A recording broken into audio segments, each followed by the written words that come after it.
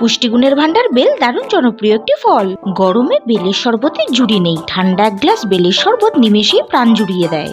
আর সেই শরবত যদি নিজের বাড়ির গাছের পাকা বেল দিয়ে বানানো যায় তাহলে তো আর কোনো কথাই নেই। চলুন চটপট বানিয়ে ফেলি বেলের শরবত। শরবত বানাতে আমি গাছ পাকা বেলটা নিয়ে নিয়েছি, আর নিয়েছি দুধ, চিনি ও বিট নুন। প্রথমে বেলটাকে আমি ভেঙে নিলাম। জানেন বন্ধুরা, আমাদের বাড়ির বেল গাছের প্রজাতিটি খুব ভালো, যেমন শাঁসলা তেমন মিষ্টি ও কম বীজযুক্ত। এবার আমি বীজ মুক্ত করে বেলের শাঁসটাকে নিয়ে নিলাম। দেখুন বেলের খোলটা কি পাতলা। বেলের দানাগুলো ছাড়িয়ে নিয়েছি। আর বেলের কালারটা দেখেছেন বন্ধুরা। এবারেতে পরিমাণ মতন জল দিয়ে শাঁসটাকে ভালোভাবে গুলে নিয়ে স্ট্রেনারের সাহায্যে ছেঁকে নিলাম। বেলের প্রজাতিটা ভালো হওয়ায় আঁশটাও খুব কম। এবার এই বেলের শাঁসের মধ্যে দিলাম 1 পিঞ্চ নুন, 3 টেবিল স্পুন চিনি ও পরিমাণ মতন দুধ। নুন, চিনি ও দুধ দিয়ে ভালোভাবে মিশিয়ে নিলেই তৈরি বেলের শরবত। এবার গ্লাসে পরিমাণ মতন বরফ অ্যাড করে বেলের শরবতটাকে সার্ভ করে নিলাম। ব্যাস তৈরি হয়ে গেল ঠান্ডা ঠান্ডা কুলকুল বেলের শরবত। খেতে এতটাই টেস্টি যে এক চুমুকে সাবার হয়ে যাবে।